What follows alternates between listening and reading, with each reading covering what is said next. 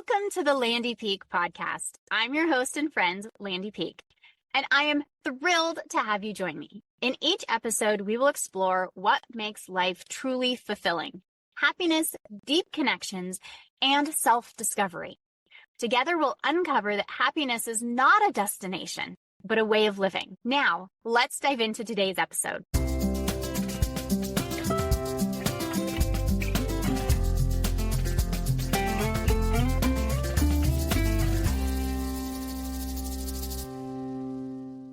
You can be surrounded by people, married, raising kids, doing life with a full calendar, and still feel deeply, painfully alone. Not because you do not have people, not because your life looks empty, but because somewhere along the way, you stopped feeling seen.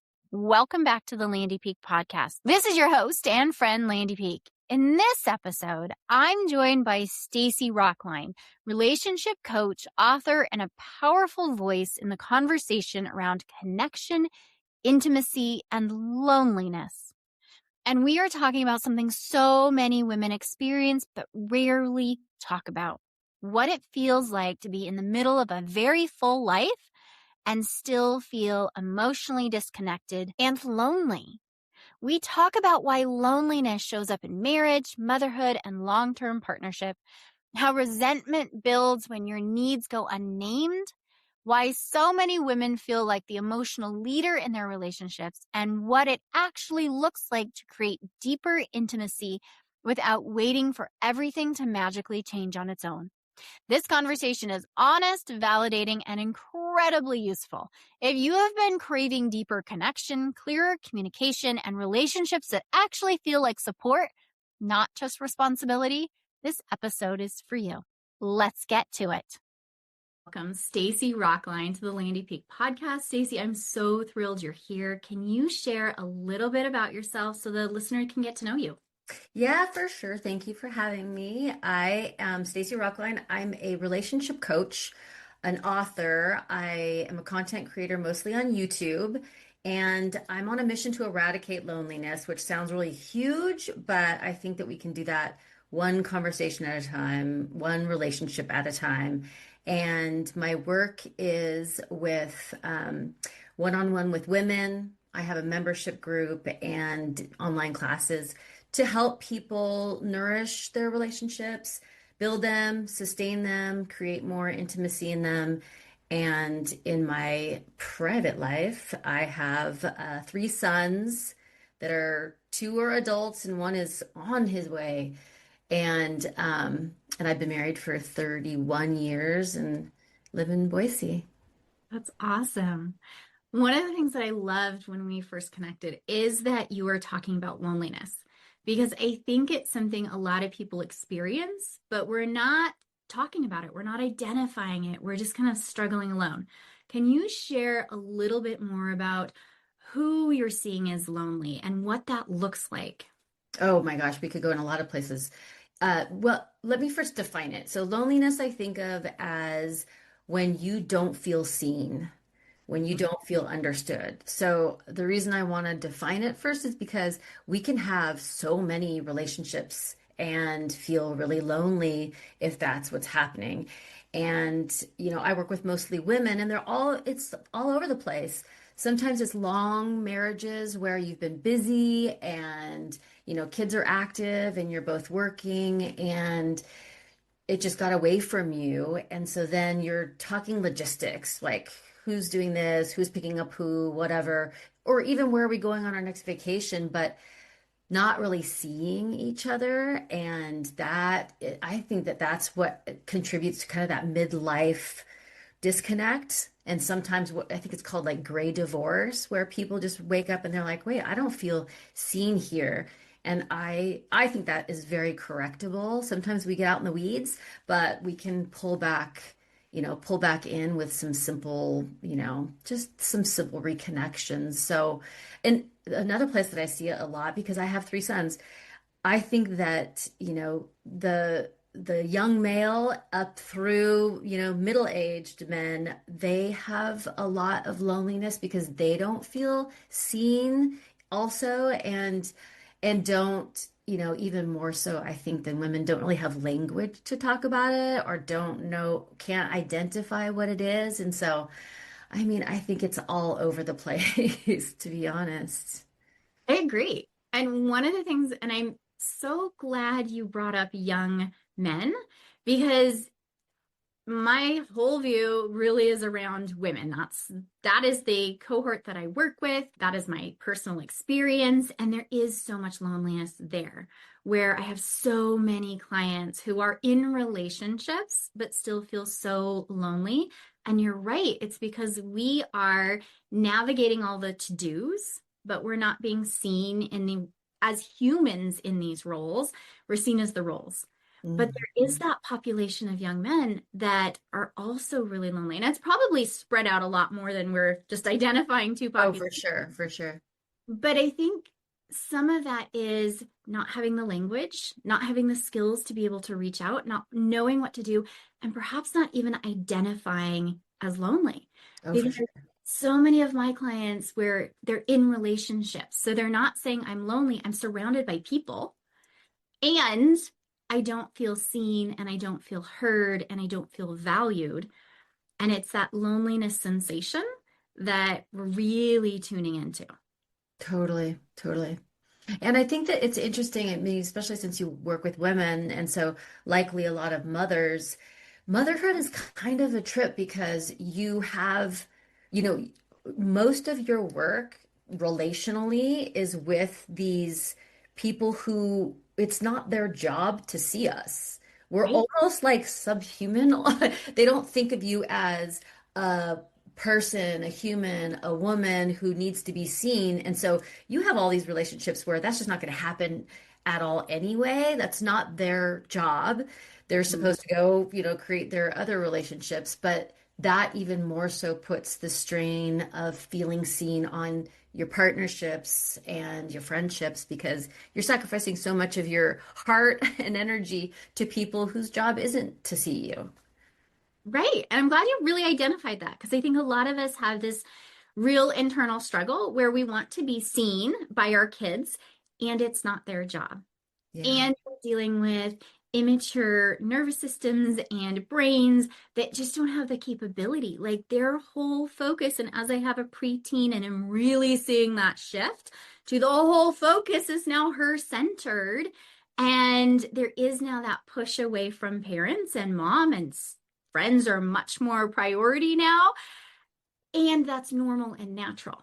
Totally. But it doesn't just because we know it's normal and natural and this is where we want them to go, it doesn't mean it doesn't hurt. Oh, yeah. You're being pushed away, and it's here's one more relationship that I was needed, and I'm no longer needed. Even if I wasn't seen, I'm not needed or wanted in the same way. And we're starting to look at how can we bring things in because a lot of us end up with limited friends because we so focus on our kids and our friends end up revolving around our kids because it's the moms that you're doing things with around kid activities and that becomes your whole friend group. And as that shifts and changes, it's like, where am I? And as partners, we're so busy. This midlife space is so busy with caretaking older parents or grandparents and our kiddos and trying to do work. And we've often built careers that we're pretty integral to now. And it's hard to just step back. What do we do? How do we start those conversations when it's like, okay, I'm hearing this and I'm self identifying. I am lonely in a really busy world, but I don't know what the next step is. Yes, that's a great question. I mean, I am a huge believer in partnerships. I think that relationships are flexible. I think they're adaptable. I understand what it feels like to get to a point where it just feels like it's too hard and I can't, or we assume the other person can't change. But I think that partners can be very surprising. It's about first, like you said, self-identifying. That's really important. And then, and I want to say this because I think it's really important to point out, it will feel like an emotional burden to have to be the person in a relationship to guide it closer and to teach the other person how to show up for you. And it is unfair. And it's unfair, it falls on women's shoulders. And I just want to acknowledge that because we can take that feeling of emotional burden and be like, it's too much, it's too much. But, and that's totally fine if it is too much. That'll take you down one path. And if you Mhm. want to go down the path towards more emotional intimacy with the partner you have, both are true. It's not fair, but you maybe have to be the leader. And so then it comes down to approaching your partner with some very specific um, instructions. Like, I don't feel seen. And what that means is, I feel like we're talking, but you're not hearing me, or you're not acknowledging me. You're not empathizing. You're not compassionate. I don't want you to solve my problem. I just want to be heard. So it's being very specific because our partners will hear, I'm failing her. Yeah. I'm not providing what she needs. I'm doing a bad job. And they aren't doing a bad job. They're doing the job they've done up till this point, but you can invite them into a closer relationship by saying, this is what it looks like specifically. I need a few minutes. I had a rough time today. I just want to talk about this. I just want you to listen. That's all you have to do. You don't need to solve any problems. And in fact, when you solve problems, it makes me feel like you're not listening. So just say, I hear you. That sucks. I'm sorry it happened to you. Like, give them language, be reassuring that they haven't failed you, but there is a way that you would like them to show up. People will surprise you. Oh my gosh, yes. And so excited that you brought that in because there is this dynamic in relationships where a lot of men are feeling that they're being attacked, that they're doing something wrong, and you're right, there is that fixing component that a lot of men bring in, and they see struggle in their partner and want to swoop in and fix it in some way, but they have no idea what way. And that fixing, that kind of mismatch of communication makes a lot of women feel like we're not seen, we're not heard, we're undervalued. Like, I just want you to see me and hear me, not go into task things that we need to do to fix this, change this. And I found in my own relationship that there is that need to be very specific with communication. And I love that you said, yes, we're carrying that extra burden. And what I've really come to is that we get to be the leaders in that relationship. And that doesn't necessarily mean it has to be an extra burden. It gets to be, and it's like flipping how we're looking at it, right? It can Yeah, feel like that heavy burden and it's so unfair. And why do I have to be the one that's always to get our relationship together? I'm the one that repairs. I'm the one that has to have the ideas to bring forward. I'm the one that brings up all the conversations. But if we look at ourselves as, okay, we can have that opportunity to be a leader. We get to I love present that. ideas. We get to walk down this path and say, come with me. Then there's a little bit of a shift instead of being like, oh my gosh, you're doing it wrong, to, hey, here's an idea. And it takes subtle nuance, and it's not like we're going to get it right all the time.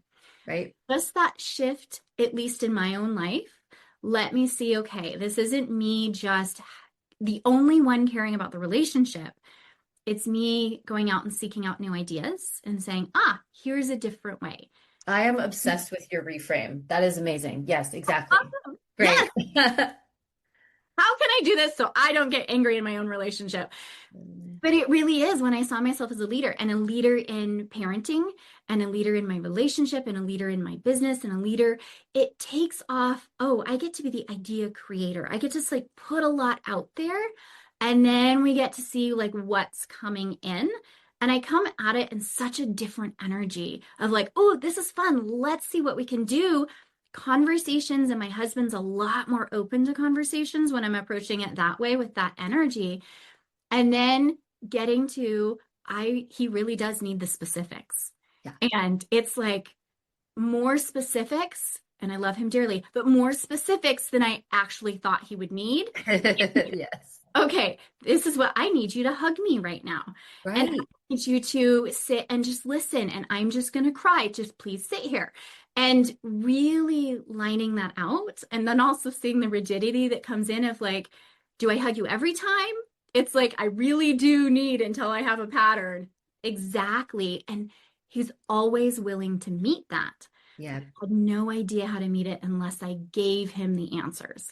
You're so right. And the other thing you were saying that, or I'm hearing anyway, is they'll make mistakes. Like we have to allow people to make mistakes. It's not going to be perfect. Like you said, they're not going to get it right until they get comfortable with, oh, I understand how to show up now. Now I don't have to like follow the formula. It's going to unfold naturally. Right. And it is clunky at times when we're following the formula and it's like, I'm melting down and I'm telling you, please hug me. But there is, in that growth of the relationship, really being both partners willing to try. It's just a lot of times we have no idea. And then in my own relationship, being able to ask, like, what do you need? Okay, yes, let's talk about that. He needs space. And having that, like, my attachment style is like, oh my gosh, we get upset. He needs space. I'm like, you're leaving me. And having that communication of like, okay, he's going to go walk around the block and he needs that space and we're okay. And so telling him, I need you to tell me we're okay and I'm taking a break.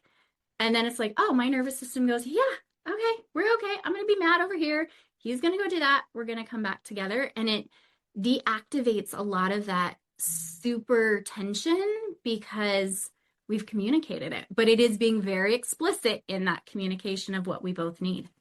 Well, and on his end too, I think this is really important whenever you take a pause or a time out for something, because you have someone who wants to process right now, and the other person who needs a minute is to do what you were saying, the reassurance, and then I'm coming back at this time. Because for the person who has, an anxious attachment style, when someone's walking away, it feels like, oh my gosh, it's over. I lost my opportunity. They're leaving me, instead of they're having their process and they're coming back. So I think it's critical for those of us who do need to step away to say, I'm going to take a break.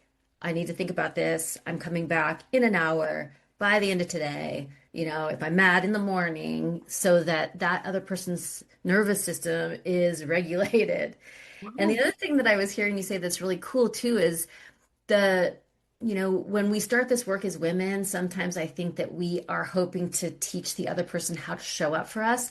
But the other side of it is when they start to show up for themselves and say, I had a lot of anxiety today. Like hearing those things come out of my partner's mouth, like that I never would have heard decades ago, never in a million years. Like, I'm worried about this, or, that's another piece of that emotional intimacy you create when you start to lead us into new territory. And what a gift for them. Like, that really, I think, helps with that male loneliness component that can happen on their end.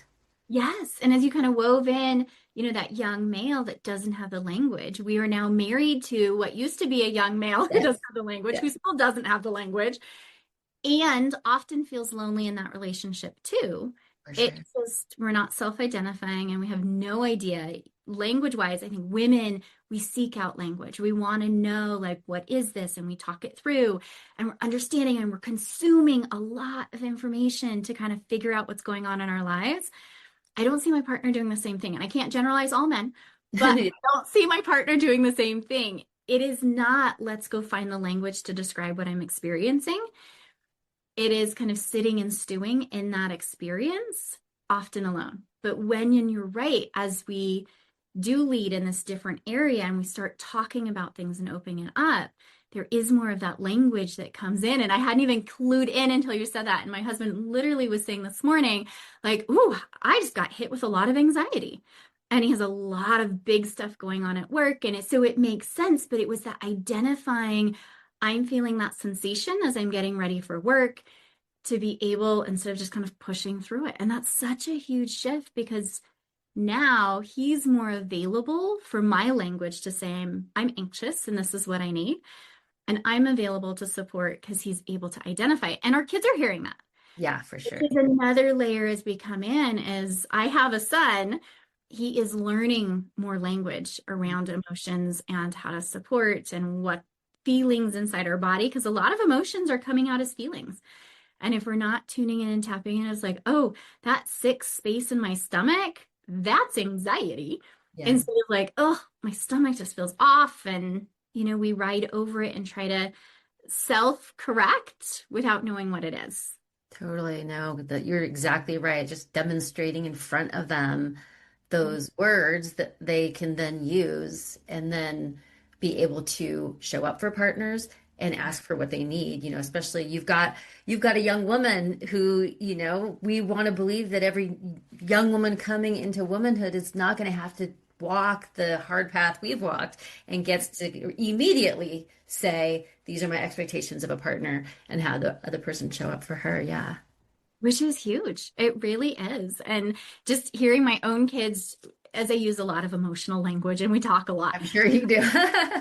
like my own kids, and as they have arguments with friends, listening how there's a lot more language in talking things out and repairing that ruptured relationship because we aren't going to get it perfect and we are going to have disagreements. And so, can you talk a little bit more about that emotional intimacy and how we do need to repair as we do have the breaks and the practices and the tries and the not so perfects as we're getting to a more intimate relationship? Yeah, I mean, I love conflict because it's a pathway as long as we repair. People will come to me and say, my partner and I are fighting so much. It feels awful. Maybe we shouldn't be together. And I'm like, okay, it's not the conflict, it's the lack of repair. Because if you're having conflict and keep working on how you do it, of course, but you're coming back and you're repairing, you are learning things about the other person that you would never know if you didn't bump up against each other. Like there is an intimacy in saying that hurt me for this reason that if we never had an argument, that other person would not know that about me. And so there's this beautiful opportunity if we can come back and repair, apologize, make amends, and then talk about what was under here. Not just the like, it was the dishes in the sink, but like, what is underneath it? Like, what is the feeling of, disrespect or, whatever it is. And even better, like, and where that comes from for me is this experience in my childhood. And so I'm sensitive and I kind of think about these things as like landmines.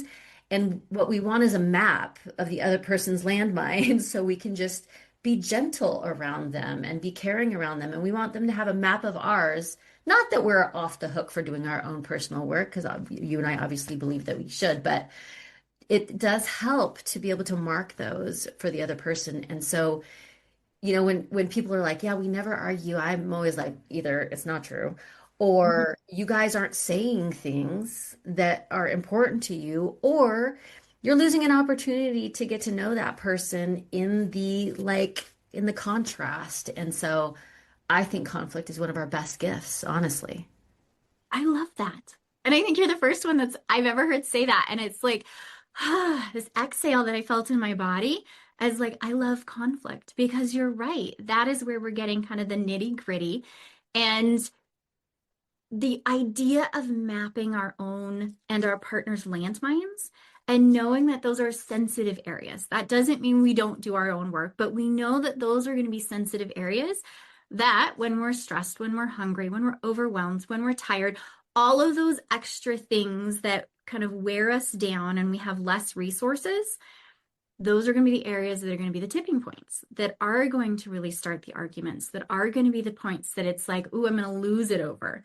But when we know those patterns, and I know for my husband and I, we had an argument for years that's the same pattern, different topics, but it's the same general idea. And as we really worked through it, it came back down to an hit my underlying childhood thing, his underlying childhood thing that Yeah. just kept bumping up and triggering each other. And so the surface thing that we argued about wasn't really what the issue was. It was how we were both feeling underneath and him never feeling good enough and me feeling that rejection. And it's like, okay, here we go again. And once we identified that underlying issue of like, okay, he never feels good enough. And so when I come to, we didn't do the dishes, the garbage needs taken out, whatever my surface complaint was that I didn't feel, I felt rejected and I felt unseen. And so I'm like, just see me and all of the work and all the mental load that I'm carrying.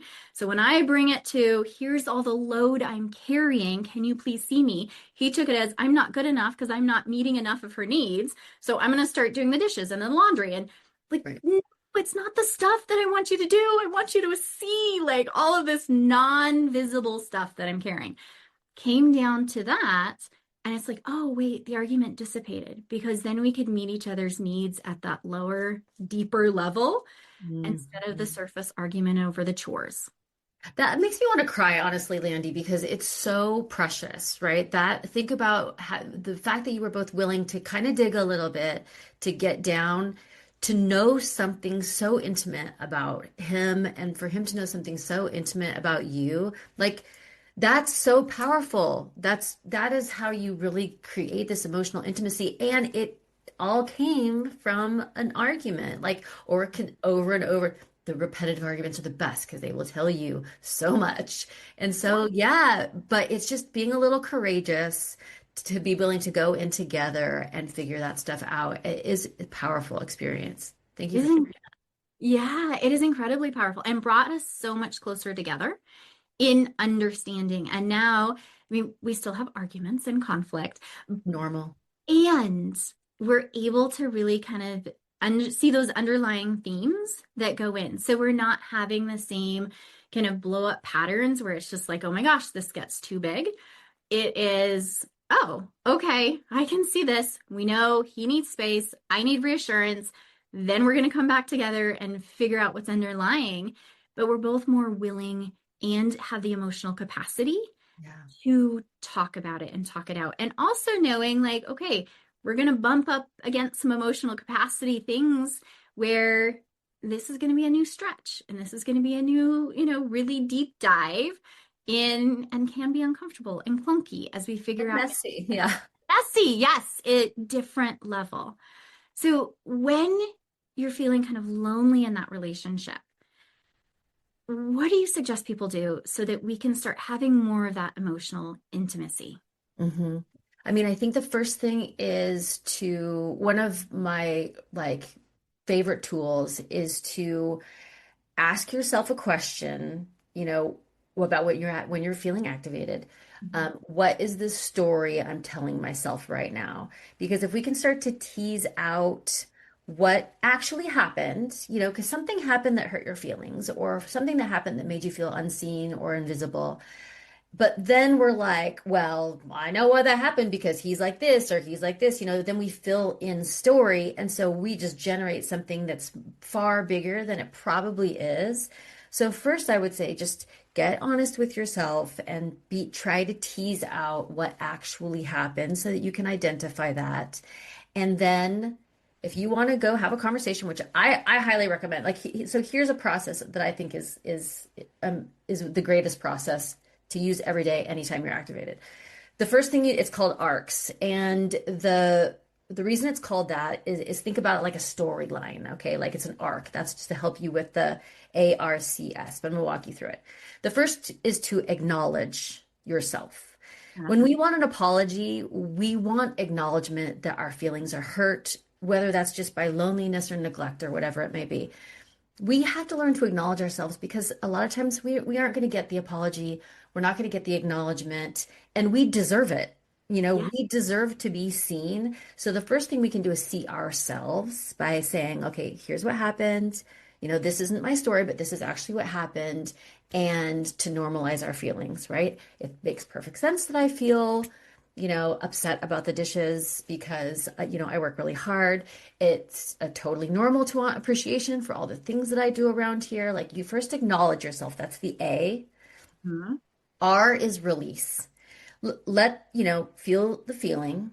You're having a feeling experience, but it won't stay if you don't spin on it. So just sit and breathe through it. It's going to leave you unless you feed the fire. Mhm. C is communicate. So, what do you need to communicate to the other person? To maybe you just want them to know. That's okay. Maybe you want to ask for something different next time. Maybe you want to give them a little like hint. When I do this, it's probably because I'm feeling reactive about this thing. Like whatever it is that you can communicate so that you can change the future. That's the Mhm. beauty of conflict or having a feeling that is related to somebody else is that if we just look at those and we actually process a little bit, we can prevent all those in the future or, with some mistakes here and there, but still change the trajectory. And then the last one is S for self. How can you self support? What is coming up for you? How can you care for yourself in the moment? Like if it's reinforcing a limiting belief, look at it, and question it, challenge it. If you just really need to continue with more validation, do that. What do you need to care for yourself?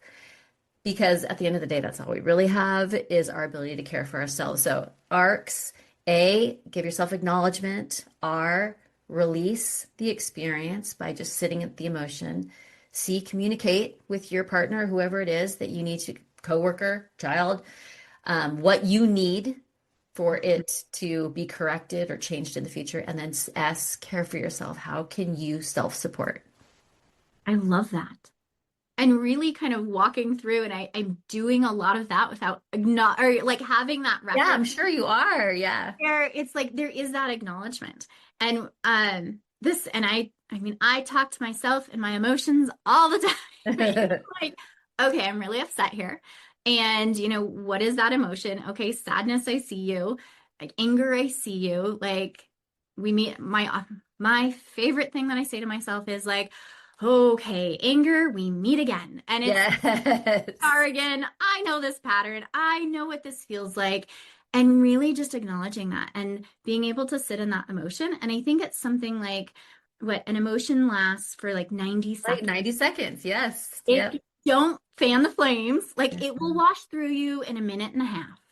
And so if we can kind of let that go and not get on the story train where it's like, okay, we're fanning those flames, we're really wrapping it up because the stories and the meanings that we're tying to things are more what are going to fan our flames and create more anger and more sadness than the actual underlying emotion and event. And so I love how you're kind of walking through. Let's acknowledge it. Let's let it just pass through us because 90 seconds, set a stopwatch, it'll go Yeah. through. And then that communication. And I communicate with the emotions. I communicate Yeah. too with, the person.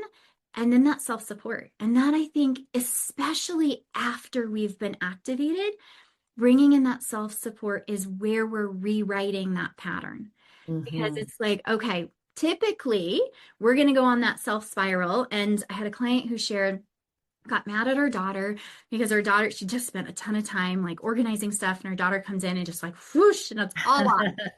Snaps at the daughter. And she's like, I felt like I had two different personalities because her typical pattern was I activate, I'm mad, and then I weave the story. And she's like, I would have been mad the rest of the day and probably into the next day, and it would have like impacted everything through that day. And she's like, she followed kind of that arc without knowing it, but it was like, okay, I felt the emotion. And then really acknowledge, like, I have every right to be mad here because I worked really hard and she just came without even thinking about it, messed up everything. That's an okay, normal feeling to have. That is reasonable for what happened. And then she's like, and then I brought in some self supports that I talk about, real nervous system supports. She's like, and then like the switch flipped. And I was able to calmly talk to my daughter and explain, like, this is why I was mad. If I'd come in and messed up all your dolls that you had just worked so hard on, like, really related it to her daughter. Mm. She's like, and then I was done. And she's like, it felt so different from being like, whoosh, this is going to take over my whole day to, oh, I activated, I addressed it and I'm done. We communicated without knowing it, giving that self support, and it closed the whole thing, wrapped it in a tight little Yeah. bow. Like, I love anything that can close that loop because those open loops where we have things allowing to just kind of fester and go aren't supporting us. But if we can close the story, close the loop, Yeah. then we're feeling better. And so using that without having the language, we'd walk through your arc. And it Yeah. is such a beautiful way to shift because then it's not the stories and the meanings that are carrying over, like, oh my gosh, he's so awful, or she always messes up my stuff, or, he never listens to me. Those are the stories. But Yeah. looking at what actually is happening now and the underlying pattern of, I don't feel valued very often in my relationship. So when this happens, it's really more of a being valued issue, not a this top level issue.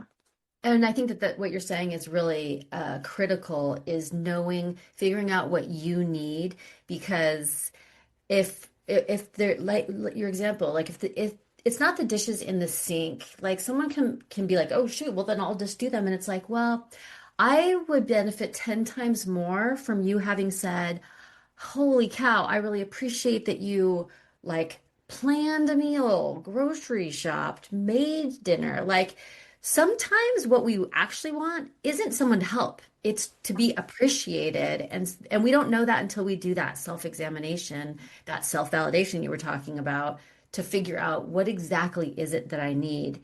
And I am sure that your client just there is so much pride when we take ourselves through an experience and it feels so different than something we'd done before. I am sure that she was just like, look at me, look at what I just did. Like, that's huge.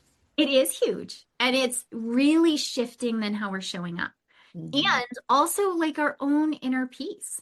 Because Totally. if we're constantly stewing the whole day around something that happened, like we've lost that day for a chance to have fun, a chance to, be able to enjoy things. And I see, that pattern where we do get activated and then we hold on to it. And it's like that grudge holding, but we create those stories. And just thinking about somebody that I know that, you had a rough spot in a holiday, but then it ruins the rest of the holiday. Yeah, And, yes. holidays are so emotionally tense anyway, because we bring in so many stories and meanings and underlying issues in there. But then to have like, okay, Christmas is ruined because of this versus we had a little argument and we moved on and had a good rest of the day. And Yeah. it's a real shift in our own happiness when we can kind of close that loop and say, okay, it was an argument. We settled, I was heard, I acknowledged myself, I self-soothed, and then I can enjoy the rest of the day. Right. And what you were saying, like earlier when we were talking and you were talking about leadership, I mean, I think that you're talking about self-leadership.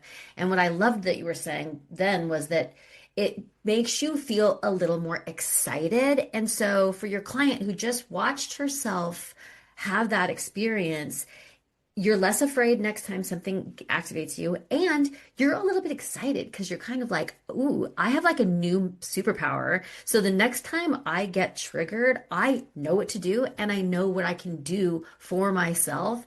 And that kind of makes anything that triggers us a little more fun to work with because it's got that excitement you were talking about. It really does. And we get to see things. And, one of the things that we've worked on with her is kind of bringing those boundaries of Yeah. like, it's okay. And so I'd love you to speak to some of those boundaries in those intimate relationships, because a lot of times when we're coming in and we're going to be the leader and we're stepping in and saying, okay, I want to shift how things have been working, Hmm. we're kind of pulling the rug out from under the other person and saying, okay, I have to restructure the boundaries around me when maybe I was somebody that I wasn't going to say how I felt, and I'm going to let everybody kind of walk. I don't want to say walk over me, but I'm going to bend over backwards to serve everybody's needs while internally being, Resentment, resentment, and resentment. yes, exactly. That's the word I was going for. Thank you. Constantly resenting. So I am showing one side and internally having this big struggle. To be able to shift that and have that emotional intimacy, we have to set up new boundaries. Yes. Meaning, I'm not going to do everything for you that I used to, and I'm going to expect you to do some different things. Can you speak to that? Yes, yes. Well, the first thing I want to say is, you know, if you feel anyone who's listening feels they haven't done a good job of setting boundaries, I just want to give yourself grace and acknowledge that that's probably because relationships are really important to you and connection is really important to you. And avoiding boundaries has been a way you felt wouldn't disrupt connection. So I just don't want anyone to feel bad if that's where they're coming in because it's normal and so many of us struggle with it. I also want to acknowledge that when you do boundaries, it almost feels painful for some people because it's frightening.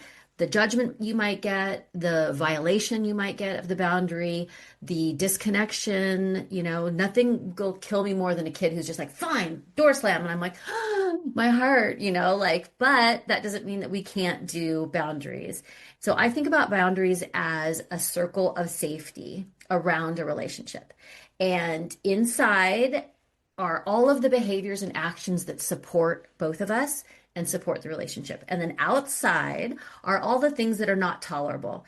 And so that circle is going to look different in every relationship because relationships are different, like with a kid and a parent, or a parent and a parent, or a romantic partnership or a friendship. And people's tolerances are going to be different. So there's no, black and white version of this, but that circle of safety is really important because it's protecting us.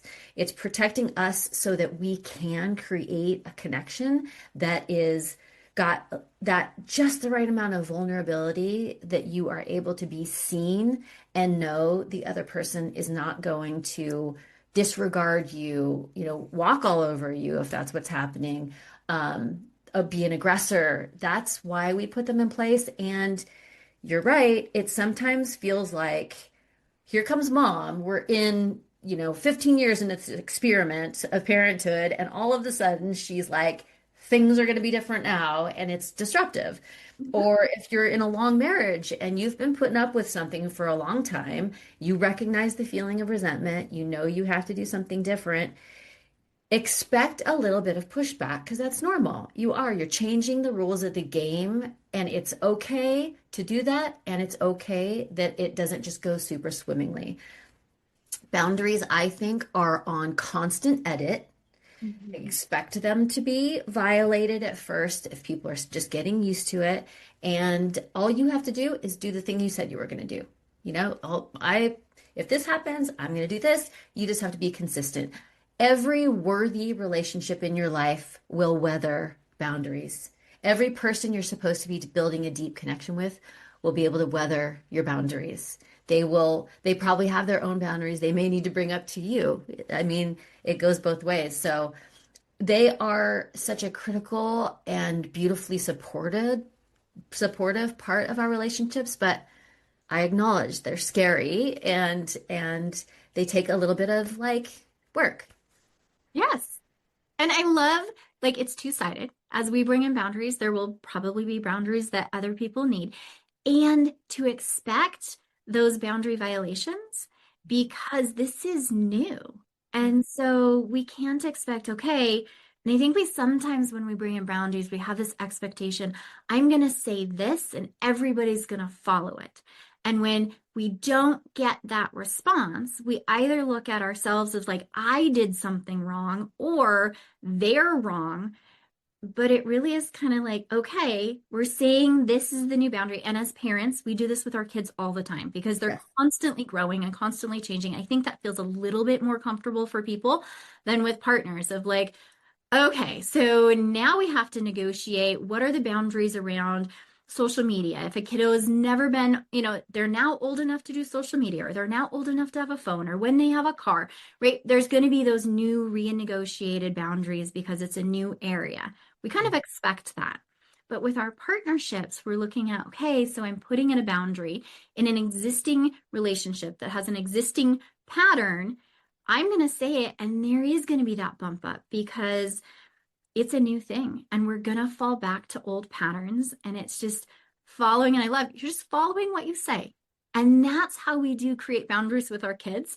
It's like, nope, I said 2 hours of screen time. It's 2 hours of screen time. They're going to push against that. And we're going to come back to it. Sorry, kiddo, it's 2 hours of screen time. It's not a threat to us. It is just, this is the boundary, and we're going to keep reinforcing it. And when we look at that with our partners and say, okay, very kindly and lovingly, this is the boundary, and I'm going to keep reinforcing it. And as we keep reinforcing it, doesn't have to be a big argument. It could, right? Because ruptures that are going to happen. But if Yeah. we come back to there's nothing wrong with that person and there's nothing wrong with me, this is just the new rule guide that we're doing. Making Hmm. sure everybody knows the rule guide too. Because Exactly. we put in those boundaries in our head, but we don't necessarily have the confidence to say, okay, this is what I need. And then we get the ruptures, but they don't even know that they're breaking that boundary. Yeah, that's really critical what you said. We can't, no one can read our minds. We have to be very clear. We have to say, even if we've tolerated something up to this point and we're changing the rules, we have to be able to say, one of my favorite phrases is, I love us too much for this to continue. And so, I mean, I think I read it in a parenting book, honestly. Um, I love us too much for us to keep having arguments that are screaming matches, right? So as soon as volume gets turned up, I'm going to just say, like, I need to walk away for an hour.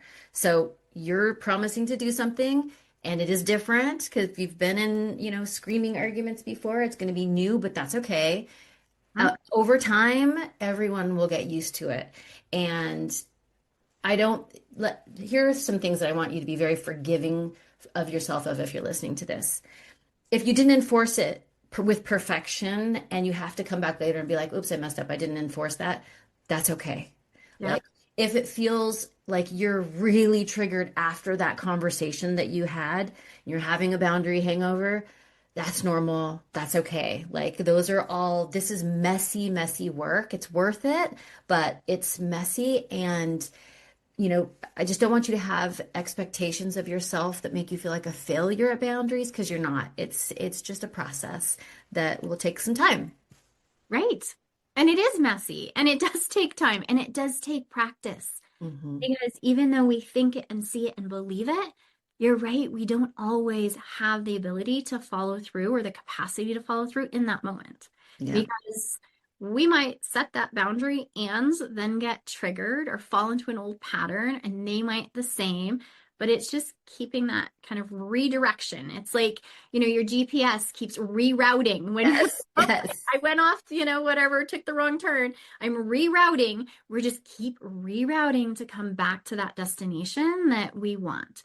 And as Hmm. long as we're allowing ourselves the grace to be like, okay, I didn't do that the way that I wanted to or that I envisioned it, and I can try again without the shame, blame game, that this is a learning skill. And when we're learning to play piano or anything else, right, we're not blaming ourselves if we get that wrong. It's like, oh, let's try that again. Yes. Anything with our relationships, like, ah, let's try that again.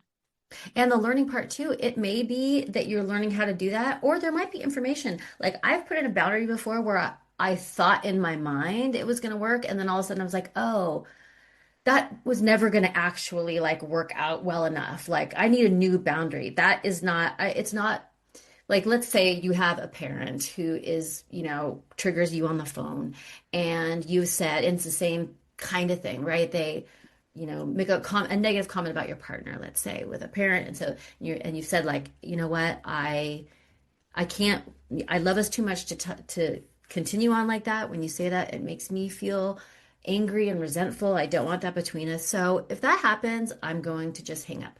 Well, then someone finds out, oh, wait, I'm not going to just hang up on my mom. Like I couldn't do it. So then it's just a readjustment. It's saying like, okay, well, you know what? I'm going to give you one warning and then I'm going to hang up. Like keep playing with it until you find the right thing for you. Sometimes it just wasn't the right boundary. It's not that you didn't enforce it. So, like you said, there's just learning in there. There's information.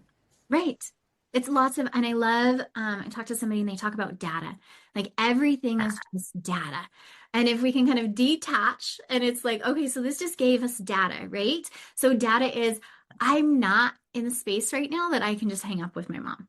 Yeah. And that's okay. We thought we had that boundary and we're going to have to shift it and change it, experiment and come back again. That's data that just gives us, oh, well, that didn't work the way that we thought it would. So let's try something different. If we look at everything with curiosity and it's like a science experiment, Yes. it's like, okay, so we don't create things just first try, right? If you're going to fine tune an amazing cookie recipe. You're constantly tweaking it, right? To say like, okay, so if I added this and took away this, or if I added more of this, like, am I going to get that just right recipe? It's a constant tweak and it's okay. And I think a lot of us have that kind of belief system that if we say it, then we need to follow through and completely own it. Instead of if we say it and it doesn't work, let's let it go and refigure out what can work. Yeah, you said like one of the greatest words, and I know you teach your clients this, is curiosity. And I think nothing serves us better in our relationships than getting curious about the other person, getting curious about ourselves. It just like kind of, you can feel the energy of it. It has a lightness to it to be like, okay, that didn't work. Like what happened, or like this happened between us.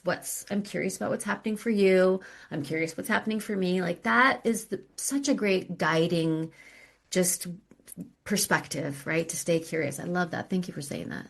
Absolutely. Because it's such, I think curiosity in any area of our life is going to kind of deactivate a lot of the negative feelings. Yeah. Like, okay, I'm curious what happened there. I'm curious why it went wrong. I'm curious why they did that. And instead of having that blame, you start to get curious of like, oh, and one of the things that I come back to is our brain only gives us certain options. And when we start getting curious about like, oh, curious about another person's response, if you look at their brain only gave them two or three options and they chose from those best two or three options. And those options are usually the ones that are most possible, the most exciting, the most available. Then it's like, oh, okay. So that really was what their brain could give them. And then in that leadership, we can create new things that their brain can give, and our brains can give us as options. And we've all experienced that where it's like, so you've done something and somebody's like, well, why'd you do that? And I was like, well, I don't know. Like, that's what I could come up with. And it's that I didn't have any more knowledge. My brain didn't give me any other options, so I chose what I could. And a lot of our emotional stuff comes back to this is what was available. This is the pattern that comes up. And we say, why did you do that? And it's like, I don't know. And it's like, just shift to that curiosity more than the why. If I'm curious, what was going on there? And we deactivate kind of that tension. hmm what I love that you just said was away from the why. I think that if you're gonna make one little like vocabulary shift in your relationships, if you can instead of why be asking people like, how'd you come to that kind of like place in this spot? Or just there's something about why that for some people can be very like accusatory, even when you don't mean it. And so that is if there are just certain vocabulary shifts that will make a big difference in communication. And that's one of them, switching away from a why to more of a how, or wait, explain that to me. I want to understand each little piece of that. Or I don't know. That just made me remember something that, I think it like goes back to like coaching school, right? To be careful of words that don't send somebody down the wrong track when you really are just curious. Right. And I think as we are creating kind of that map with ourselves and our partners, knowing those specific words too, Yeah. that tend to be the hot spots. Oh, And yeah. I is a huge one for a lot of people. But knowing like if we have a certain way that we say something and it always has that same kind of triggering effect, how can we switch that so that is we're getting the same idea? But we're not having that confrontation right away. And it really does shift things if you're like, okay, as soon as I feel like I'm on the spot, I'm getting defensive and we've lost it. Now we're defending and we've lost touch of what the actual issue is. Yeah, yeah. And on the topic of defensiveness, which I think is really something that we all have defensive behaviors. Everybody's got them. And I used to think that like when I was going to be completely evolved, I would never get defensive. And that's just not reasonable. So what I always think about is trying to close my gap between feeling defensive and acting defensive. And so I'm like, you're gonna feel defensive, and that's okay, Stacey. Like that's just coming up for you, but I can control the action. So I keep trying to close that gap more and more between my defensive feeling and the action I select that I want to have. So if anybody is just feeling like they get defensive and you're down on yourself about it, work less with getting rid of the feeling of being on the defense and more toward just see how quickly you can shift into the action that you want to take, or how quickly you can shift back into an open perspective instead of giving yourself a hard time for what comes up for you, because things come up. Right, they do. And what an incredible shift where we're looking at closing the gap and really kind of teasing apart. There is the feeling of defensiveness and then the action. If we close that gap, so we're not just jumping straight to the action, Yeah, that's that little step back that's like, okay, again, we're acknowledging those feelings. I feel really defensive right now. And that's okay because whatever came up, it triggered that in me. But I don't have to take the action that sends us down the trail of the fight that's going to happen, right?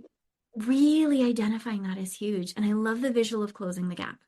That is like takes a lot of that pressure off of like, oh, this isn't something that I am magically going to be, I think we all kind of, or a lot of us jump into the perfect healing. And yes, we hit healed, whatever that means, right? We're going to have resolved all our childhood traumas and our adult traumas, and we are we're going to be happy, Miss Mary Sunshine all the time. That's not reality. no, But you're looking at, we're having those emotions and we're going to feel defensive at times. And there's a difference between the feelings and the actions. And it's the totally, actions and closing that gap that we're really focusing on. And when we close it just a little bit, that's success. totally. Just like you're saying about your client, like she just watched herself do something completely different. And it was, she had the feeling, and instead of doing what she used to do, she was able to close that gap and then do what she wanted to do. I mean, it's huge. It Totally. is huge. Oh my gosh, you're phenomenal. It's Um, so fun to talk to you. it's like we could just keep going, but I really want to honor your time. As we come to a close, are there any last parting thoughts that you would love the listener to hear? Yes. I want to encourage you to take on whatever version of forgiveness is yours. Use my book if that will help, but for the purpose of being able to be vulnerable in your relationships, creating enough safety with boundaries so that you can be vulnerable. It's always a little risky to be vulnerable, but you want to take out as much risk as you can, because it's that vulnerability that will create the emotional intimacy that you seek, that will make you feel seen. And those are the connections that are worth everything to us as humans. So I want to cheer on your vulnerability, but encourage you to do it in whatever way makes you feel emotionally safe so that you can have those deeply connected relationships. That's incredible advice. Thank you so much. Yeah, I thanks for know having me. because I want to continue the conversation with you. Oh, there are people that are listening that want to continue a conversation. Can you share with people how they can connect with you and work with you and about your book? Because we've mentioned it, but I don't think we've highlighted it. Yeah, this is my newest and first book. It was just published, Forgive Without an Apology. So right away, if you're waiting for an apology, this is going to guide you. And it's for the self-healer, and it's a step-by-step guide. It has exercises in for learning a process of forgiveness that will empower you and not limit you, kind of disrupt any of your ideas of forgiveness that might be like sticky and make you hesitant to do it. So that, if you are feeling like you have healing to do, you want to learn to set boundaries, there's whole sections about that and create those deeper connections. You can find me by my last name, which is Stacey Rocklein, anywhere online. I have a pretty active YouTube channel, and so that is where my mission to eradicate loneliness is really being played out. Lots of little pieces of advice over there for you, short videos. If you just want some quick fixes for things, and you can find me everywhere else through my name. So, Oh my gosh. And I will have all of your links down in the show notes. oh, So it's an perfect. easy click to be able to connect because this is such an important topic. And if there's anyone out there feeling lonely or is now self-identifying as lonely, that there is support and that there's a lot of us out there. And so it's really kind of that self-acknowledgement and then using that arc and a lot of what Stacey has shared. So thank you so much for this incredible conversation. For I'm having me. loving you. So I really want to appreciate and thank you for your time. You're very welcome. If this episode hit something real in you, let this be your reminder. Loneliness is not always about being alone. Sometimes it's about being unseen. Sometimes it is carrying too much for too long without being met inside it. And sometimes the shift begins with finally having language for what you have been feeling all along. I invite you to share this episode with a friend, share it with your partner, or post it to your stories and tag me. These are conversations that help women feel less alone, and you sharing this episode helps it get to the ears of the people who need it most. If you want to continue the conversation with Stacey, you can find her information and her book, Forgive Without an Apology, down in the show notes. And if you're not already, make sure you're subscribed, leave a review, and come back to the next episode. I am so glad you're here. I want to tell you, because a lot of us haven't heard it, that you are incredible and you are changing the world just by showing up every single day. I am so glad you're here, and I'm grateful that you are in my life. I want to wish you all the happiness that today can bring, and I will talk to you on the next episode. Hey, before you go, just a little bit of legal. This podcast is designed for educational purposes only. It is not to replace any expert advice from your doctors, therapists, coaches, or any other professional that you would work with. It's just a chat with a friend, me, where we get curious about ideas, thoughts, and things that are going on in our lives. And as we're talking about friends, if you know someone who would benefit from the conversation today, please share, because I think the more that we open up these conversations, the more benefit we all get. So until next time, give yourself a big hug from me and stay curious, because that's the fun in this world.